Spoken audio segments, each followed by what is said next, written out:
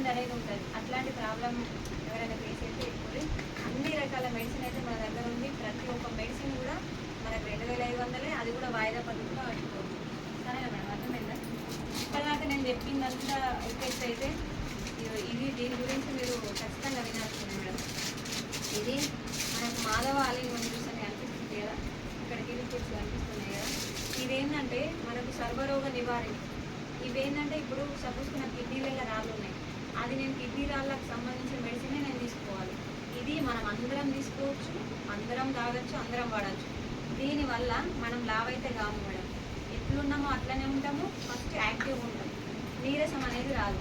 మెయిన్గా దీనివల్ల మనకు లాభాలు ఏంటి అంటే, ఫస్ట్ మనం ఏ పని చేయాలన్నా మన ఒంటిలో కూడా రక్తం అనేది అవుతుంది కదా.